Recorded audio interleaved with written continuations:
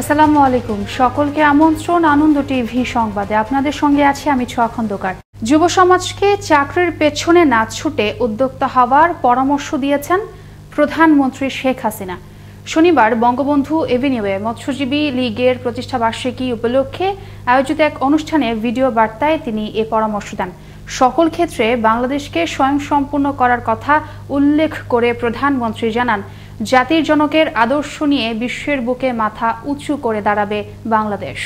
বিশেষ করে আমি বলবো যে কোনো ছেলে মেয়ে লেখাপড়া শিখে শুধুমাত্র চাকরির পিছনে না ছুটে নিজেরাই যদি মৎস্য খামার করে মাছ উৎপাদন করে এবং সেটা যদি বিক্রি করে তাহলে সে পয়সা পেতে পারে। পাশাপাশি আমরা সারা বাংলাদেশে 100টা অর্থনৈতিক অঞ্চল গড়ে তুলছি।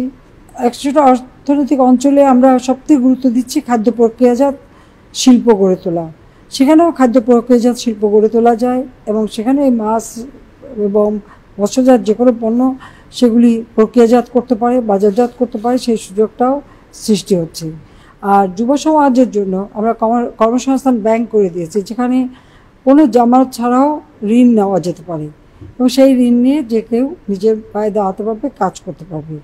চলমান কঠোর লকডাউন আরও 7 দিন বাড়িয়ে 31 মে পর্যন্ত বহাল রাখার সুপারিশ করল মন্ত্রী পরিষদ বিভাগ। এ সংক্রান্ত একটি প্রস্তাব অনুমোদনের জন্য প্রধানমন্ত্রীর কার্যালয়ে পাঠিয়েছে মন্ত্রী পরিষদ বিভাগ। প্রধানমন্ত্রীর অনুমোদন পেলেই রোববার জারি করা হবে প্রজ্ঞাপন। করোনা ভাইরাসে দেশে গত 24 ঘন্টায় নতুন করে 38 জনের মৃত্যু হয়েছে।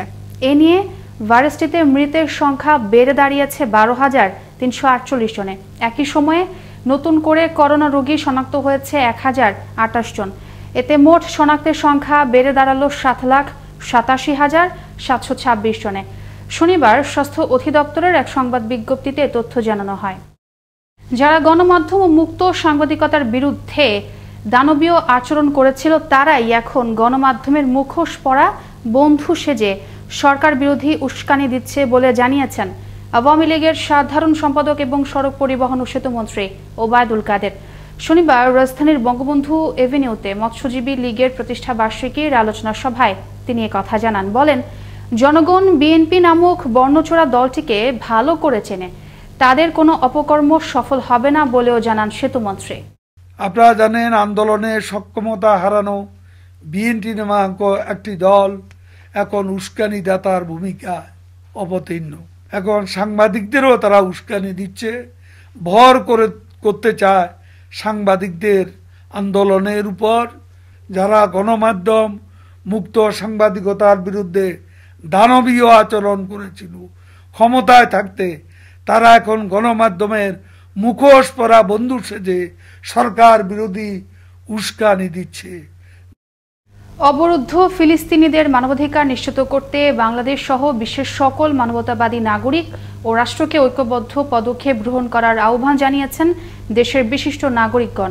শনিবার বেলা 11টায় জাতীয় প্রেস ক্লাবে ন্যাশনাল সলিডারিটি ফর ফ্রি প্যালেস্টাইনের উদ্যোগে আয়োজিত এক সংহতি সভায় তারা এই আহ্বান জানান। এ সময় বাংলাদেশ কল্যাণ পার্টির চেয়ারম্যান বীর মুক্তিযোদ্ধা অবসরপ্রাপ্ত মেজর জেনারেল সৈয়দ মোহাম্মদ ইব্রাহিমের সভাপতিত্বে বক্তব্য রাখেন গণস্বাস্থ্য কেন্দ্রের প্রতিষ্ঠাতা ডাক্তার জাফরুল্লাহ চৌধুরী, নাগরিক ঐক্যের আহ্বায়ক মাহমুদুর রহমান মান্না সহ বিশিষ্ট নাগরিকগণ। আমাদের দাবি এই সভা থেকে মসজিদুল আকসা শুধু মুসলমানদের জন্য নয়, পৃথিবীর সকল ধর্মের জন্য উন্মুক্ত রাখতে হবে। আমরা দাবি করছি সেখানে ফিলিস্তিন নামক রাষ্ট্র স্বাধীন ও সার্বভৌমভাবে অবস্থান করবে। নারায়ণগঞ্জের সোনারগাঁয়ের কাঁচপুর এলাকায় একটি কারখানায় আগুনে দগ্ধ হলেন 5 কারখানা শ্রমিক। শনিবার ভোরে উপজেলার কাঁচপুরের নয়াবাড়ি এলাকায় এ ঘটনা ঘটে। আহতদের উদ্ধার করে Dhaka Sheikh Hasina burn and plastic surgery ইনস্টিটিউটে ভর্তি করা হয়।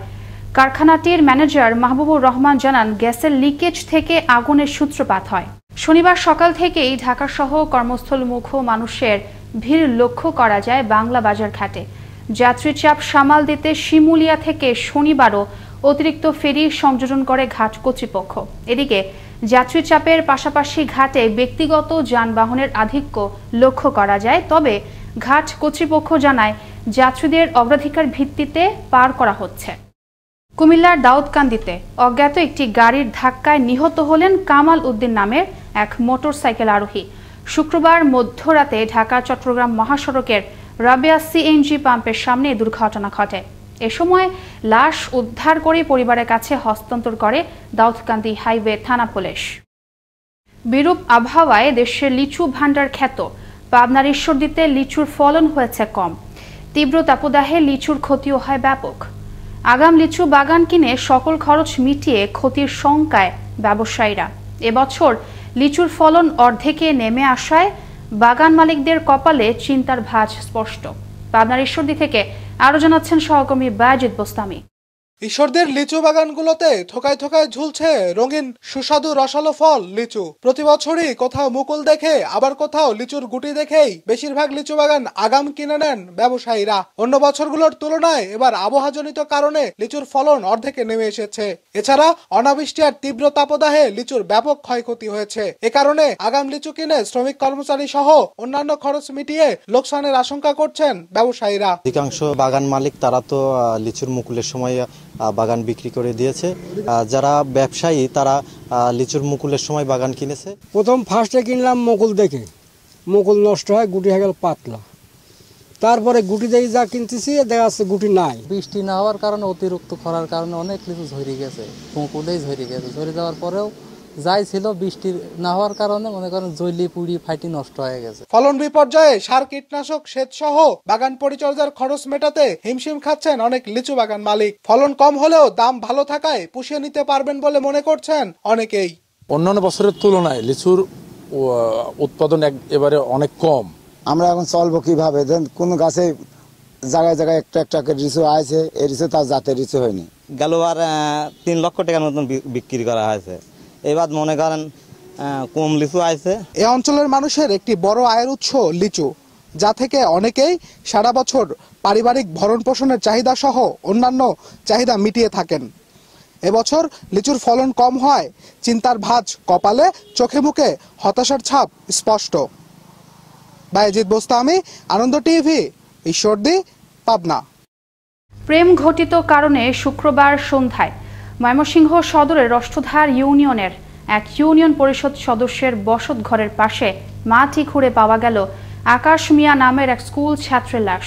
এ ঘটনায় ইউপি মেম্বারের স্ত্রী সহ 2 জনকে আটক করে সদর থানা পুলিশ।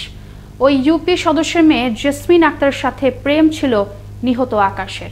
এরই জেরে এ হত্যাকাণ্ড ঘটানো হয় বলে জানান কোতোয়ালি থানার ভারপ্রাপ্ত কর্মকর্তা ফিরোজ তালুকদার। এই ছিল এখনকার মতো।